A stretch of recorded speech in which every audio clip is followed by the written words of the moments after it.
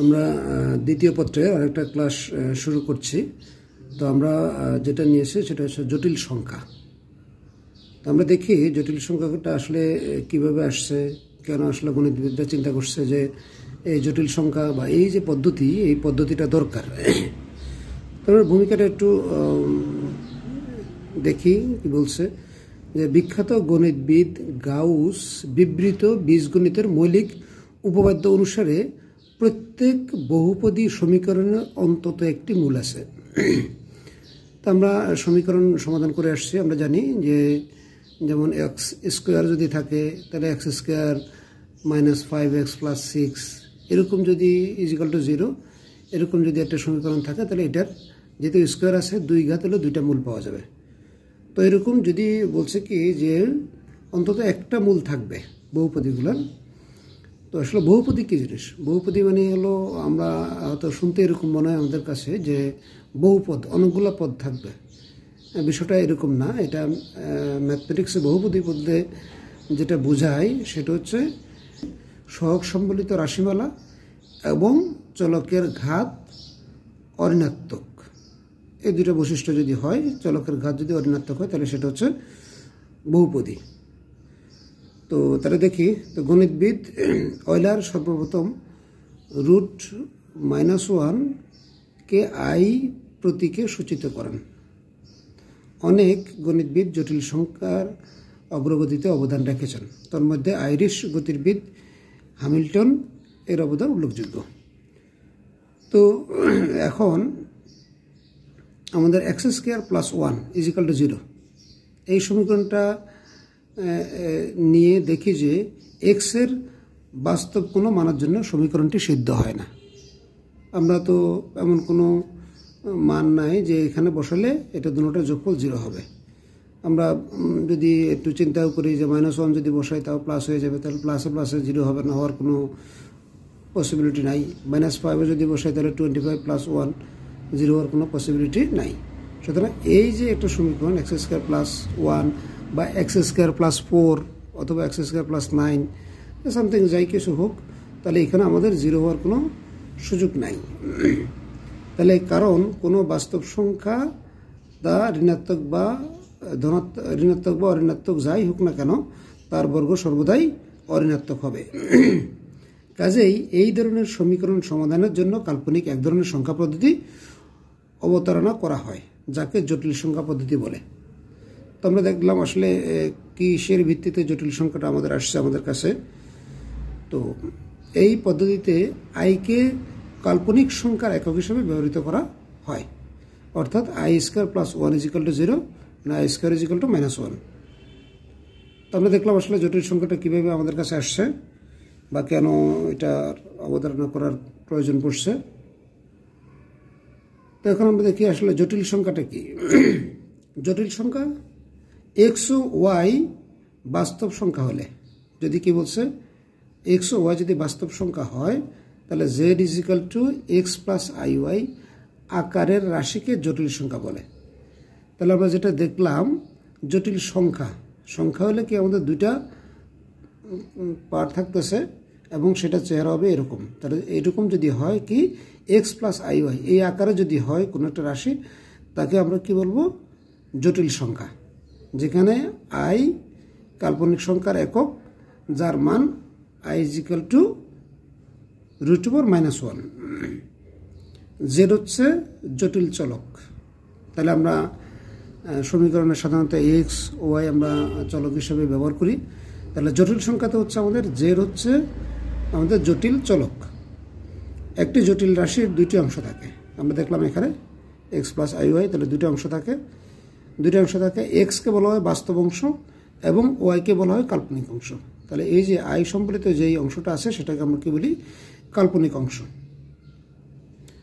তাহলে দেখি আইয়ের যে ঘাতগুলা কিভাবে আমরা ক্যালকুলেশন করব। তাহলে আই হচ্ছে কত? -√1, তাহলে i² = 1। i³ যদি হয় তাহলে i² × i, তাহলে i² মানে -1, তাহলে i, সুতরাং i³ মানে কত? -i। তাহলে আমরা যেটা দেখতেছি যে i square is equal two -1, I cube is equal two -i হলো, আই টু দি পাওয়ার 4 হলে কি হচ্ছে 1 হচ্ছে। তাহলে আমরা কি কি পেলাম যে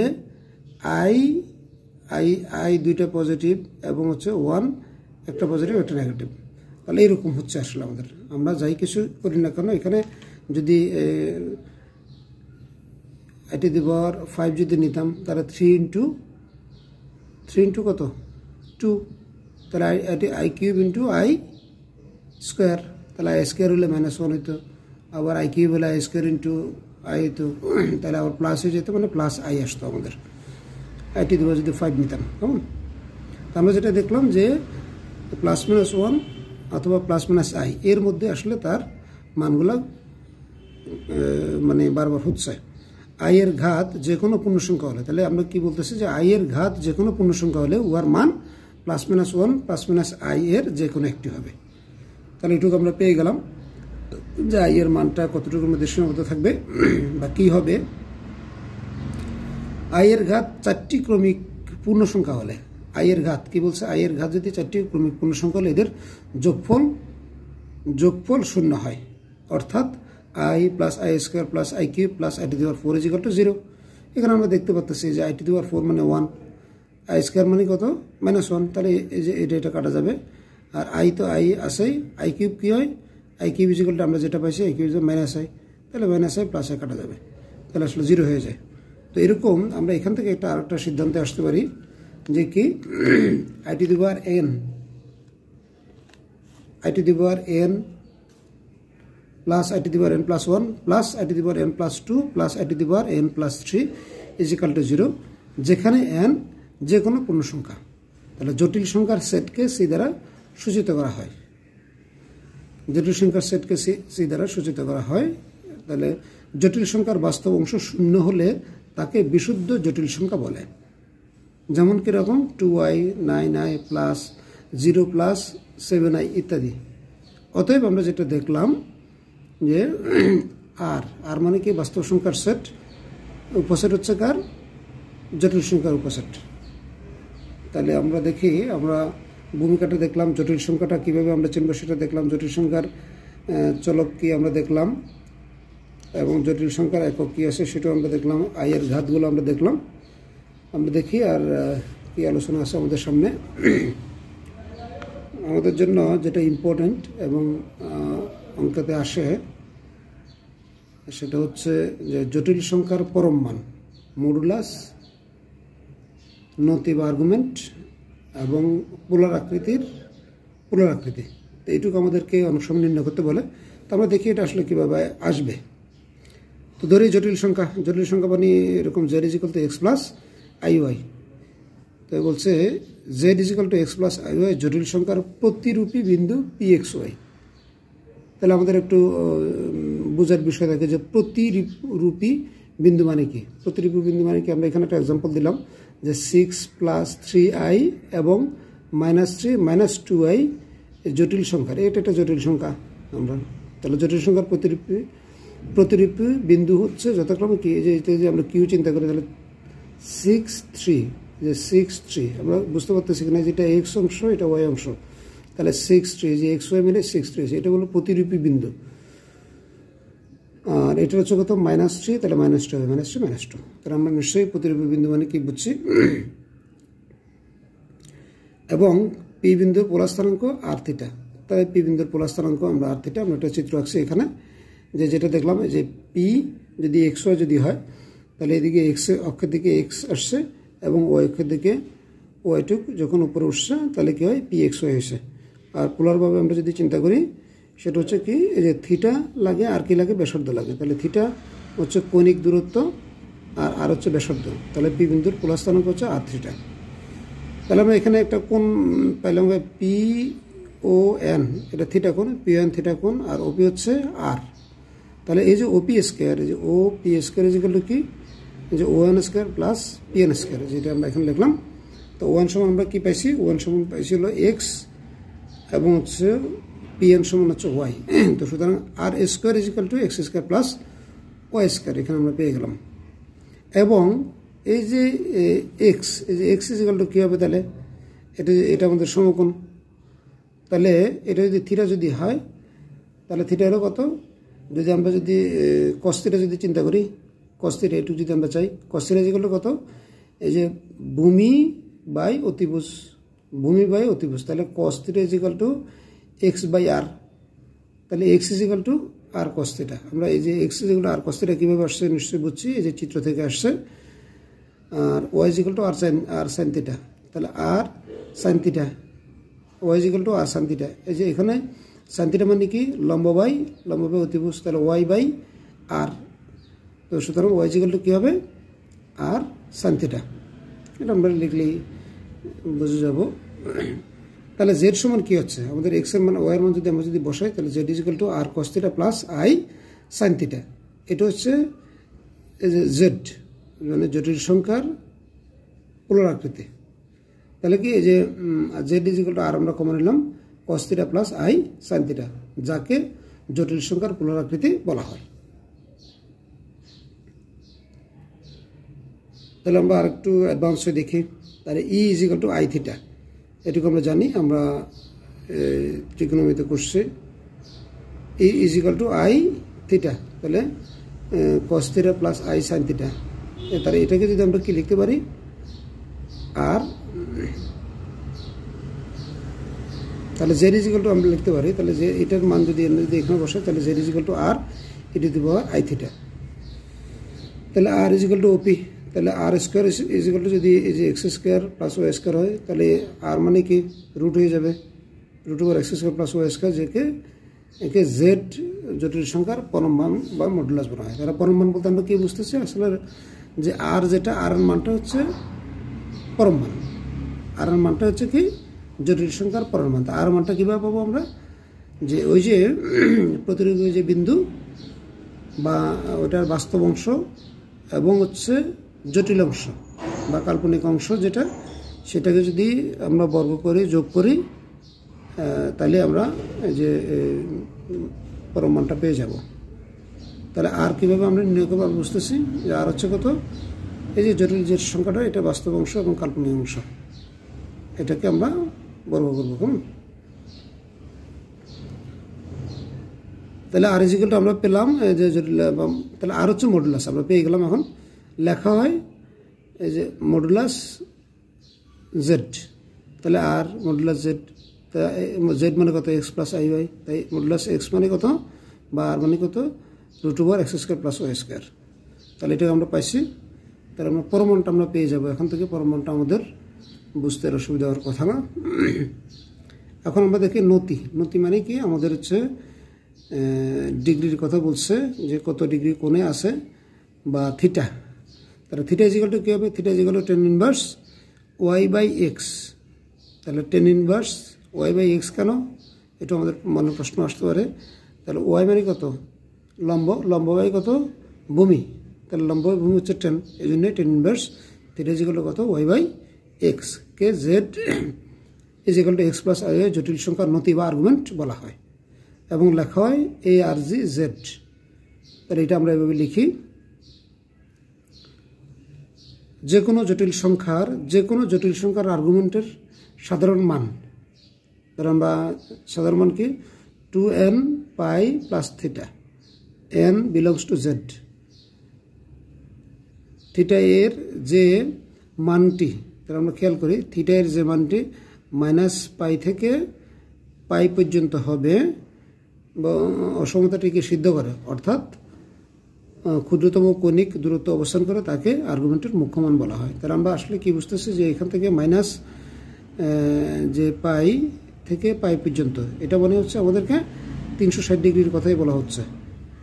তাহলে কত, এটা আমরা খেয়াল করি কিনা, এটা হলো 360 ডিগ্রি বলা হচ্ছে। কেমন, তাহলে তাকে আর্গুমেন্টের মুখ্য মান, মানে আমরা 0 থেকে 360-এর মধ্যে যে মানগুলো পাবো সেগুলো হচ্ছে কত, আর্গুমেন্টের মুখ্য মান।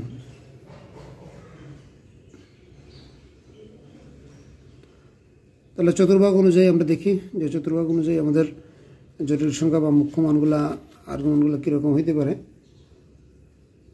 তাহলে আমরা আর একটু ক্লিয়ার হয়ে যাব যে মুখ্যমান কেন বলতেছে এটা। তাহলে চতুর্ভাগ, আমরা তো ওই যে জটিল সংখ্যা জানি z is equal to x plus i y এবং প্রতিরূপী বিন্দু কত x Y.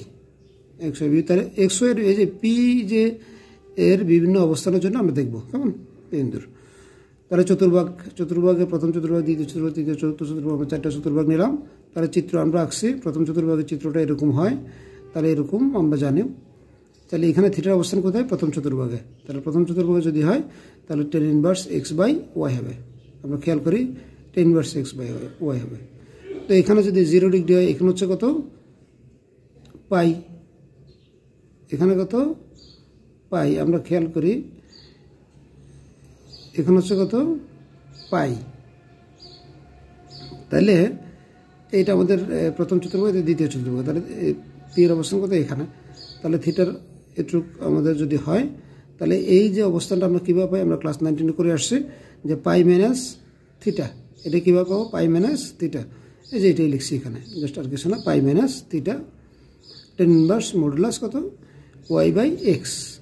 Y by x এখানে আমরা একটু খেয়াল করি, এখানে মাইনাস থাকলেও আমরা ওই মাইনাসের ক্যালকুলেশনটা করবো না, যে ওয়াইটা মাইনাস অথবা এক্সটা মাইনাস এটা কিন্তু আমরা কোনো ক্যালকুলেশন করবো না। এটা আমরা জাস্ট মডুলাস হিসেবে প্লাসের মানটাই ধরবো এবং এভাবে এই যে পাই থেকে বিয়োগ করবো থিটাটা, এখানে যা আসে থিটাটা বিয়োগ করলে আমরা আমাদের দ্বিতীয় চতুর্ভাগের যে মানটা আছে সেটা আমরা পেয়ে যাব। তাহলে তৃতীয় চতুর্ভাগে যদি এরকম হয়, কীরকম যে জেডটা থাকবে এরকম মাইনাস এক্স মাইনাস ওয়াই। আমরা খেয়াল করতেছি কিনা যে এখানে মাইনাস এক্স ছিল, তারপরে মাইনাস এক্স লিখিনি আমরা, কেমন। তাহলে কত, তাহলে এখানে তৃতীয় চতুর্ভাগে যদি হয় আমরা এটা কি পাই, মাইনাস পাইকে আমরা বুঝতেছি কিনা। এই যে এভাবে যদি ঘুরে, আমরা কি জানি যে আমাদের ত্রিকোণমিতিক কোণ সবসময় কী হয়, ঘড়ির কাঁটা বিপরীত দিকে ঘুরে। কিন্তু ঘড়ির কাঁটার যদি দিকে ঘুরে তাহলে সেটাকে আমরা বলি মাইনাস কোণ। দেখি এই যে এখান থেকে যদি এভাবে যদি ঘুরে তাহলে এখান পর্যন্ত আসছে, আমরা থিটা নির্দেশ করতেছি, তাহলে এখান পর্যন্ত হয়ে যাবে আমার মাইনাস পাই। এখান পর্যন্ত কী হয়ে যাবে আমার মাইনাস পাই। তো এই চতুর্ভাগে যদি মান চাই আমরা, তাহলে কী হবে, মাইনাস পাই থেকে এই যে থিটাটা যোগ করে দিতে হবে। এই যে এখানকে যে থিটা আছে থিটা যোগ করে দিতে হবে। তাহলে কত এক্স বাই ওয়াই, তাহলে minus pi plus tan inverse x by y. চতুর্থ চতুর্ভাগে যদি কোনো আমরা অবস্থান নিতে চাই, এই যে এরকমভাবে কি এক্স মাইনাস আই ওয়াই, এরকম যে এখানে আমরা দেখতেছি ওয়াইটা হচ্ছে মাইনাস, বাট তাহলে এখানে কী হবে, শুধু মাইনাস tan ইনভার্স এ ওয়াই বাই এক্স। এই যে মাইনাস পাই থেকে পাই পর্যন্ত হলে 360, মানে এই যে আমাদের পুরোটুক আমাদের ঘুরে আসতে হবে। তো আশা করতে সেটা ক্লিয়ার হয়ে গেছে এবং খুব ইম্পর্টেন্ট। আমরা আসলে যদি অঙ্কতে ভালো করতে চাই, এই সূক্ষ্ম বিষয়গুলোকে আমাদেরকে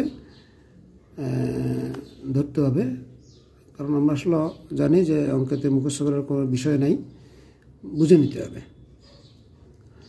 তাহলে জটিল সংখ্যার মডুলাস ও আর্গুমেন্টের ধর্মাবলী। এখন এই যে মডুলাস মানে কি হচ্ছে, মডুলাস মানে হলো আর, আমরা আবার খেয়াল করি আর্গুমেন্ট মানে থিটা, মানে থিটার মান কৌণিক দূরত্ব। তাহলে দেখি মডুলাস কি আছে, যে z1 is equal two x1 plus I y1 এবং z2 is equal two x2 plus I y2 হলে যদি হয় এরকম, তাহলে কী হবে, z1 ইন্টু z2 মডুলাস যদি হয় তাহলে এটা আলাদা আলাদা করে, যে z1 modulus into z2 modulus বা মডুলাস z2। তাহলে 2 যদি হয়, 2তে কী আসছে ধর্মাবলী, যে modulus z1 by modulus z2 is equal to modulus z1 by modulus z2। তাহলে আর্গুমেন্ট z1 ইন্টু z2 যদি হয় তাহলে argument z1 plus argument z2। Argument কত, z1 বাই z2 যদি হয় তাহলে argument z1 minus argument z2। তো এটা আমরা দেখলাম, এটা আমাদের বেসিক আলোচনা। আমরা আসলে বেসিক আলোচনাগুলোকে উপর এটা জোর দিব, কারণ এগুলোর উপরেই আমাদের অঙ্কগুলা কত ইজিলি আমরা করতে পারতেছি সেটা নির্ভর করবে এবং অঙ্কগুলো ভালো বুঝবো। এখন আরেকটা বিষয় আমাদের কাছে আসছে, সেটা হচ্ছে কি, যে অনুবন্ধী জটিল সংখ্যা। তাহলে অনুবন্ধী জটিল সংখ্যা, একটি জটিল সংখ্যা z এর কাল্পনিক অংশের চিহ্ন পরিবর্তন করলে যে নতুন জটিল সংখ্যা পাওয়া যায় তাকে প্রদত্ত জটিল সংখ্যাটির অনুবন্ধী জটিল সংখ্যা বলা হয়। খুব ইজি কথা কি, যে আমাদের এই যে z is equal to x plus i y যদি হয়, তাহলে z bar is equal to x minus আর আই ওয়াই। আমাদেরকে কি বলছে, যে কাল্পনিক অংশের চিহ্ন পরিবর্তন করতে বলছে, শুধু এটাই। তাহলে কী হবে, যে এক্স প্লাস আই ওয়াই, এখানে প্লাস আছে, এই জন্য আমরা এটার চিহ্ন পরিবর্তন করে দিচ্ছি মাইনাস। তাহলে z bar is equal to x minus i y. তাহলে একই, তাহলে মডুলাস জেড হবে কি, বা আর, মডুলাস জেড মানে কি আর হবে কত, রুট ওভার এক্স স্কোয়ার কত, এখানে এটাকে যদি আমরা করি তাহলে মাইনাস ওয়াই হোল স্কোয়ার যদি হয়, তাহলে root over x square plus y square is equal to modulus z. তাহলে আমরা যেটা দেখলাম, modulus z bar is equal to modulus z আমরা পাইছি। তার মানে এই যে অনুবন্ধী যে জটিল সংখ্যা যেটা আছে, এইটারও আমরা যদি মডুলাস যদি বের করি, সেটা হচ্ছে জটিল সংখ্যার সমানই হবে। তাহলে সুতরাং কোনো জটিল সংখ্যা এবং তার অনুবন্ধী জটিল সংখ্যার মডুলাস সমান। তাহলে আমরা দেখলাম যে কোনো জটিল সংখ্যার এবং তার অনুবন্ধী জটিল সংখ্যার মডুলাস সমান। তাহলে পুনরায় আমরা যদি এখানে গুণ করি, তাহলে জেড ইন্টু জেড বার গুণ করলাম, গুণ করে আমরা যেটা পাইছি x plus y whole square পেলাম। তাহলে কী হচ্ছে, এটাকে যদি আমরা এভাবে লিখি যে root over x square plus y square whole square লেখা যায়। তো এটা মানে কত আমরা করে আসতেছি, মডুলাস অফ জেড, তাহলে মডুলাস জেড স্কোয়ার। তাহলে আমরা কী দেখলাম, দুইটা অনুবন্ধী জটিল সংখ্যার গুণফল, দুইটা অনুবন্ধী জটিল সংখ্যার গুণফল কী হবে, তাদের জটিল সংখ্যার মডুলাসের বর্গ। অর্থাৎ কোনো জটিল সংখ্যা তার অনুবন্ধী জটিল সংখ্যার গুণফল, কোনো জটিল সংখ্যা এবং তার অনুবন্ধী জটিল সংখ্যার গুণফল কী হয়, জটিল সংখ্যার মডুলাসের বর্গের সমান।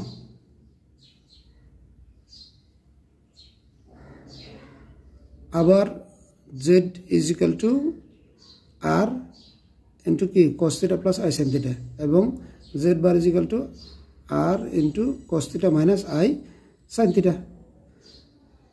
তাহলে এখানে যদি আমরা একটু পরিবর্তন করি, যেমন কী হয়, যে কস থিটাকে এই যে মাইনাস কস থিটা লেখা যায়, এবং এই যে মাইনাসটাকে আমরা কী লিখলাম, এই যে মাইনাস, এই যে সাইন মাইনাস থিটা, আমরা কি জানি sine minus theta minus sine theta, মানে এটাকে কনভার্ট করে এভাবে লিখছি। তো লিখে আমরা যেটা পাইলাম যে কি, তাহলে এটা হচ্ছে আমাদের আর্গুমেন্ট। তাহলে argument Z bar, argument Z bar is equal to minus কি আর্গুমেন্ট জেড। কোনো জটিল সংখ্যার আর্গুমেন্ট তার অনুবন্ধী। তাহলে আমরা এখানে কি দেখলাম, যে কোনো জটিল সংখ্যার আর্গুমেন্ট, এগুলো আমাদের নৈর্ব্যক্তিক থেকে আসতে পারে, কোনো জটিল সংখ্যার আর্গুমেন্ট তার অনুবন্ধী জটিল সংখ্যার আর্গুমেন্টের ঋণাত্মক বিপরীত, এটাই বলছে। তাহলে আমরা এখানে খেয়াল করি, কোনো জটিল সংখ্যার আর্গুমেন্ট তার অনুবন্ধী জটিল সংখ্যার আর্গুমেন্টের ঋণাত্মক বিপরীত। এখন আমরা অঙ্কেতে ঢুকব। আমরা একটা বিষয় আছে যে দেখি যে জটিল সংখ্যার বর্গমূল। আমরা কি দেখব, জটিল সংখ্যার বর্গমূল। বর্গমূল মানে আমি তো সাধারণভাবে বুঝি যে এটাকে রুট করতে হবে। তাহলে এরকম যদি হয় যে এ প্লাস আই বি একটি জটিল সংখ্যা, যেহেতু একটি জটিল সংখ্যার বর্গমূল একটি জটিল সংখ্যা হবে, সেহেতু root over a plus i b is equal to x plus i y. Root হলে এখানে আমরা ধরলাম যেখানে এক্স ও ওয়াই উভয় বাস্তব সংখ্যা। আসলে আমরা এই অঙ্কের প্রসেসের মধ্যে ঢুকতেছি, আমরা একটু খেয়াল করি প্রসেসগুলো। এই যে রুট আমরা লিখলাম না, রুট করলে এটা পেলাম, তাহলে এটা আমরা লিখছি। তাহলে আমাদের চ্যালেঞ্জ কি, এই যে এক্স এবং ওয়াই এর মানটা শুধু বের করা, আর কিছু না। আমাদের চ্যালেঞ্জ কি, যে এক্স এবং ওয়াই এর মানটা বের করা। তাহলে আমরা বর্গ করলাম, বর্গ করে কি পাইছি, যে এখানে হচ্ছে x plus i whole square, এটাকে আমরা সূত্রের আকারে লিখলাম। তাহলে লিখে আমরা যেটা পেলাম যে i square is equal to কত, -1। তাহলে এই জন্য x square minus y square plus 2 IXY এটা আমরা পেলাম। তাহলে এখানে দুটো অংশ পেলাম, একটা হলো কাল্পনিক অংশ, একটা হলো বাস্তব অংশ। তাহলে এই যে বাস্তব অংশটা বাস্তব অংশের সমান এবং কাল্পনিক অংশটা কাল্পনিক অংশের সমান, এখানে জাস্ট আমরা লিখছি। তাহলে কি পেলাম আমরা, a is equal to x square minus y square, b is equal to 2XY, এটাকে আমরা পেলাম। এখানে জাস্ট আমরা ক্যালকুলেশন করছি, আর কিছুই না। আমরা ক্লাস 9 10 এরকম সমস্যা প্রচুর করছি। তো এখানে আমরা যেটা করছি যে কি করছি যে যেহেতু আমাদের x square minus y square আছে, তাহলে আমরা এখানে কি করব x square plus y square এর মানটা বের করে নেব। তাহলে দেখো x square plus y square whole স্কয়ারের মান কি, তার মানে কি a plus b whole square equal to কত a minus b whole square plus 4ab। এই যে লিখছি, তাহলে এটুকু কত, এটুকু আমরা পাইছি a মানে a স্কয়ার, তাহলে 4xy মানে কত যে b স্কয়ার। তাহলে আমরা কি পেলাম যে x square plus y square equal to কত root over a square plus b square. এখন আমরা যদি এই দুটোটা যদি যোগ করি তাহলে কি পাবো, তাহলে এক্স স্কয়ার এটা এবং এটা যদি যোগ করি খেয়াল করি আমরা, তাহলে ওয়াই কাটা যাবে, ওয়াই স্কয়ার কাটা যাবে, তাহলে কি হবে 2x স্কয়ার। তাহলে এক্স স্কয়ার যদি আমরা এই পাশে লাগি বাম পাশে রাখতে চাই তাহলে 2টা হবে, ডান পাশে চলে গেলে ভাগ হয়ে যাবে, হাফ হয়ে যাবে। তাহলে এই জন্য লিখছি আমরা এই যে x square is equal two 1/2 আর এটুকু আর এটুকু যোগ, এই যে এটুকু আর এটুকু যোগ, যে root over a square plus b square plus a। ওয়াইয়ের ক্ষেত্রে ঠিক একইভাবে বের করছি আমরা যে এটার থেকে আমরা এটা বিয়োগ দিব, এটার থেকে আমরা এটা যদি বিয়োগ দিই তাহলে ওয়াই যেহেতু মাইনাস আছে এটা প্লাস হয়ে যাবে আর এক্স স্কয়ার কাটা যাবে। তাহলে একইভাবে এই জন্য আমরা লিখছি কত, এই যে a square plus b root over a square plus b square minus a। তো এখানে যদি আমরা যদি এক্স করি তাহলে উভয় দিকে কী করতে হয়, বর্গমূল করতে হয়। তো বর্গমূল করছি, যে হাফ লিখছি, হাফ মানে কি বর্গমূল, রুট ওভার মানে একটা লিখছি, এটাই। তাহলে আমরা কী করছি, বর্গমূল হলে কী জানি আমরা যে প্লাস মাইনাস হয়, বর্গমূল হলে কী জানি আমরা প্লাস মাইনাস হয়। এই জন্য তাহলে কী হবে আমরা দেখি এখানে আরেকটুকু আমাদের যেটুকু আলোচনা আছে যে সুতরাং নির্ণয় বর্গমূল আমাদের কিন্তু হয়ে গেছে যে এক্স, এই যে প্রথমটা জায়গায় আমরা হলো গিয়ে যে এই যে এইখানে এই যে আমরা যেটা ধরছি এই এক্স প্লাস আই ওয়াই, এখানে আমরা শুধু এক্সের মানটা বসাই দিব, যে জাস্ট এই যে এক্সের মানটা বসাই দিচ্ছি যে প্লাস মাইনাস, তারা দুটোটার সামনে প্লাস মাইনাস থাকবে, তাহলে প্লাস মাইনাস এই যে হাফ যা আছে এই যে এক্সের মানটা বসালাম প্লাস আই ও এর মানটা বসালাম এই। তাহলে এখানে কি হচ্ছে, এটা কখন হবে যে a is greater than b is greater than 0 হলে এক্স ও ওয়াই একই চিহ্ন বিশিষ্ট হবে। তার মানে এখানে আমাদের একটু বিষয় আছে, কি বিষয় যে বলছে যে কি যদি বি ইজ গ্রেটার দেন 0 হলে এক্স ওয়াই একই চিহ্ন বিশিষ্ট হবে।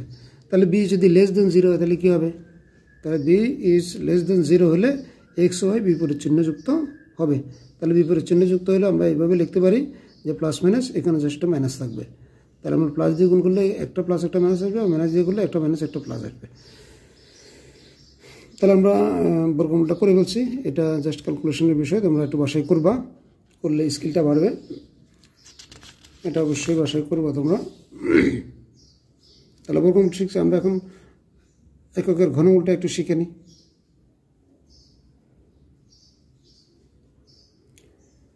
তাহলে কি বলছে, এককের ঘনমূল আমাদের এটা লাগবে, খুবই ইম্পর্টেন্ট বিষয়। বলছে এককের ঘনমূল ও তাদের বৈশিষ্ট্য, এটা কিন্তু পরীক্ষায়ও আসে। তাই আমরা দেখি যে ঘনমূল তাহলে কত আমরা ধরলাম, তাই ইজ ইকুয়াল টু এক্স। তাহলে আমরা ঘন করছি, ঘন করলে কী হবে x cube is equal two 1। তাহলে 1টাকে বাম পাশে আনলে এক্স কিউব মাইনাস 1 কিউব, তার মানে এ কিউব মাইনাস বি কিউবের সূত্র আমরা লিখছি এখানে। তাহলে সূত্র আমরা যেটা পেয়ে যাই যে x minus 1 is equal two 0 অথবা এটা ইজ ইকুয়াল টু 0, এটা আমরা সমাধান করি এসব জানি। তাহলে এক্স ইজ ইকুয়াল টু আমরা একটা 1 পাইলাম। তাহলে এককের ঘনমূল্যে একটা কিন্তু আমরা একটা মূল পেয়ে গেছি 1। এখন আমরা দেখব x square plus x plus 1। তো এটা তো আসলে আমাদের যেহেতু দ্বিঘাত সমীকরণ, তার দ্বিঘাত সমীকরণ আমরা মিল টার্ম করতে পারলে বেটার। আমরা মিল টার্ম যদি না করতে পারি তাহলে আমাদের ক্লাস 9 10 আমরা শিখছি যে এভাবে এই যে x is equal to minus b plus minus root over b square minus 4ac/2a, এই সূত্রের মাধ্যমে আমরা আসলে সমাধানটা করে ফেলি। তো যদি এখানে মিল টার্ম করা যাচ্ছে না, এই জন্য আমরা কি লিখলাম যে এক্স ইজ ইকুয়াল টু এই যে minus b plus minus root over b square minus 4ac/2a, এটুকু আমরা লিখলাম। তাই 1, তাহলে প্লাস মাইনাস দিলাম 1 হলো, তাহলে 4। তাহলে আমরা যেটা পেলাম যে 1 plus minus root over minus 3। তাহলে এখানে প্লাস মাইনাস আছে মানে দুইটা, তাহলে এক্স ইজ ইকুয়াল টু কী হবে, একটা হবে যে মাইনাস, একটা হবে প্লাস। তাহলে 1 minus minus root 3, 1 plus minus root 3 by two দুটাতে আছে। তাহলে আমরা তিনটা ঘনমূল পেয়ে গেলাম, কত 1 আর এটা কেমন তিনটা ঘনমূল হচ্ছে। এই যে ঘনমূল যে তিনটা আমরা পেলাম, তাহলে ঘনমূল তিনটা পাওয়াতে আমরা কী পেয়েছি, এখানে দেখতেছি আমরা রুটের মধ্যে কী আছে, মাইনাস আছে। তাহলে রুটের মধ্যে যদি মাইনাস থাকে এটা আমাদের কাল্পনিক সংখ্যা নির্দেশ করে বা জটিল সংখ্যা, তাই না? কারণ এটা বাস্তবভাবে কোনো মান পাওয়া যায় না। তাহলে এখানে যেটা আমরা দেখলাম, একটা হলো বাস্তব, দুটো হলো জটিল। তাহলে এটাই যে মূল তিনটির মধ্যে একটি বাস্তব এবং দুটি জটিল সংখ্যা। তাহলে দেখি এই যে জটিল সংখ্যা দুইটা, এই জটিল সংখ্যা দুটার মধ্যে ইন্টারেস্টিং কিছু রিলেশনশিপ আছে, সেটা আমরা দেখি কি কি বলছে। এককের জটিল ঘনমূল দুইটির একটি অপরটির বর্গ। বাহ, তার মানে কি একটি অপরটির বর্গ। এই যে একটা ঘনমূল আমরা দেখতেছি, এই যে মূল, এই যে জটিল মূল দুইটা একটা অপরটার বর্গ, মানে কি এটা যদি কিছু মানে এটাকে বর্গ করলে এটা পাওয়া যাবে, আবার এটাকে বর্গ করলে এটা পাওয়া যাবে। বাহ, ইন্টারেস্টিং। তাহলে আমরা দেখি একটু, মানে এটাকে বর্গ করলে এটা পাবো, আবার এটাকে বর্গ করলেও এটা পাবো, আরেকটা পাবো। তাহলে দেখি আমরা প্রথমটা নিলাম কত, -1 প্লাস √3 মাইনাস √3 রুট -3, তার নিলাম বাই 2 হোল স্কয়ার দিলাম। তাহলে 1 আমরা এখানে জাস্ট আমরা সূত্র করছি, সূত্র করার পর আমরা কি পাইছি যে -1 স্কয়ার মানে 1, যে রুট -3 মানে কত -3 স্কয়ার করলে এটা -3 হয়ে যাবে। তাহলে -3 গেলে কত, 3 থেকে 1 গেলে 2, আর এখানে তো আছে, তাহলে 2 কমন নিলাম। তাহলে -1 মাইনাস √3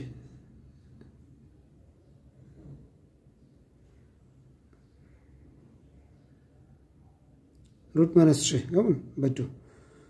ওকে, তাহলে একই এটাকে আমরা বর্গ করছি, বর্গ করে যেটা পাইছি যে কত, যে এখানে 1, এখানে তো মাইনাস আছে, মাইনাস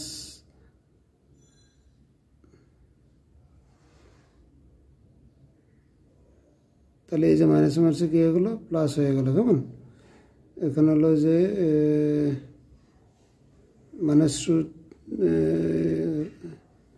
-3 রুট যদি হয়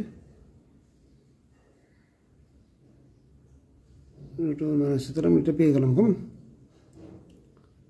এখান থেকে 2 কমন নিলাম, তাহলে 1 প্লাস যে -√3।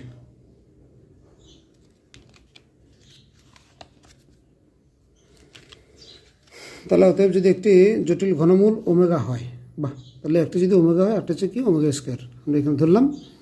তাহলে এককের তিনটি ঘনমূল সাধারণত 1 ওমেগা স্কয়ার দ্বারা সূচিত করা হয়। তাহলে এই যে জটিল এককের যে জটিল ঘনমূল দুটো আমরা তিনটা পাইছি, একটা হচ্ছে তো 1 তো আর একটা হলো ওমেগা স্কয়ার। তো এককের ঘনমূল তিনটির যোগফল 0। বাহ, তা আরও ইন্টারেস্টিং। তাহলে আমরা যেটা পেলাম, এককের ঘনমূলের যে জটিল দুটা মূল আছে, জটিল দুটা মূল একটা অপরটির বর্গ, এটা আমরা পাইছি। এবং আরেকটা যেটা পেলাম যে এককের ঘনমূল তিনটির যোগফল 0। তাহলে তার মানে কি, এই যে 1 plus omega square is equal two 0, 1 plus omega square is equal two 0। তো ওমেগার মান হচ্ছে এটা, আমরা মানগুলা লিখলাম, লিখে আমরা দেখলাম যে এখানে যদি লসাগু করে আমরা, তাহলে কী হবে যে -1 দুইটা আছে, তাহলে +2 এর সাথে কাটা যাবে, আর হলো এই যে -√3 আর এখানে প্লাস √3, তাহলে এই দুটোটা কাটা যায়, 0 আসে। তাহলে আমরা কী পেলাম, 1 plus omega square is equal two 1, 0। তার মানে omega square is equal two -1। আর একটা ইন্টারেস্টিং বিষয় আছে যে এককের জটিল ঘনমূল দুইটির গুণফল 1। বাহ, তাহলে এই যে জটিল যে ঘনমূল দুইটা আমরা পাইছি, সেটার গুণফল করলে আমরা 1 হয়ে যাবে, এটা আমরা দেখতেছি যে 1 হয়ে গেছে। তাহলে আমরা কী যে এখন যেটা নির্ণয় করলাম সেটা হচ্ছে এককের ঘনমূল। তো এককের ঘনমূল আমরা কয়টা পাইছি, তিনটা, একটা হচ্ছে 1, একটা ওমেগা, একটা হলো ওমেগা স্কয়ার। তাহলে ইন্টারেস্টিংলি আমরা কী পাইছি যে ওমেগা মানে একটা হচ্ছে আরেকটার বর্গ, মানে একটাকে বর্গ করলে আরেকটা পাওয়া যাবে, আবার আরেকটাকে বর্গ করলে আগেরটা পাওয়া যাবে। আর যেটা বলছি আমরা, এই যে এককের ঘনমূল তিনটাকে যদি যোগ করি তাহলে যোগফল হবে 0। আবার বলছে যে এককের যে জটিল মূল দুইটা আছে সেটা যদি আমরা গুণ করি তাহলে আমরা 1 পাবো। তার মানে কি, এই যে বিষয়টা হচ্ছে এরকম যে গুণ করলে তার মানে omega into omega square is equal to কত পাবো, 1। তাহলে এই জন্য আমরা লিখবো সামনে যে omega cube is equal two 1, এটা আমরা সামনে লিখব। তো আমরা এখন অঙ্কেতে যাব। আমাদের প্রাথমিক আলোচনা এখানে শেষ। আমরা আসলে যেই প্রাথমিক আলোচনাটা করলাম এটা খুবই ইম্পর্টেন্ট। আশা করি তোমরা সবাই প্র্যাকটিস করবা। এই বেসিকটুকু যদি ভালোভাবে বোঝা যায় তাহলে অঙ্ক খুব জটিল হওয়ার কোনো সুযোগ নাই। আমরা আসলে অনেকেই এই যে প্রাথমিক যে আলোচনাগুলো আছে বা সূত্রগুলোর প্রমাণ আছে এগুলো অনেকে ইগনোর করে যায়, চিন্তা করে যে সূত্রের প্রমাণ শিখে কী হবে, সূত্র শিখলেই তো হচ্ছে না। সূত্র যদি প্রমাণ আমরা শিখি তাতে সুবিধা হচ্ছে যে আমাদের আসলে সূত্রটাকে কেন্দ্র করেই প্রত্যেকটা প্রবলেম দেওয়া হয়। তাহলে সূত্রটা কীভাবে আসছে, সূত্রের এ মানে কি, সূত্রের বি মানে কি, এই যে এখানে আমরা দেখলাম যে এক্স মানে কি। আমরা যদি একটা জটিল সংখ্যা যদি এরকম চিন্তা করি যে জেড, কিন্তু জেডের ভিতরে যে এক্স প্লাস আইওয়াই আছে এটু যখন আমরা বুঝবো তখন আসলে আমাদের কাছে চিন্তা হবে যে জেড মানে কি, এই যে একটা জটিল সংখ্যা যার দুইটা অংশ থাকবে, একটা বাস্তব অংশ একটা কাল্পনিক অংশ। তো এই যে এটুকু বোঝার জন্য আসলে প্রাথমিক আলোচনাগুলো বা সূত্রের প্রমাণগুলো খুবই ইম্পর্টেন্ট। তো আমরা যেই আলোচনাগুলো করছি এটা তোমরা সবাই বাসায় প্র্যাকটিস করবা। এটাকেই প্র্যাকটিস করে, এটা অন্তত একদিন লাগুক 2 দিন লাগুক এটা করো, এটা করলে অঙ্কগুলো খুবই ইজি হবে। তো থ্যাংক ইউ সবাইকে আজকে।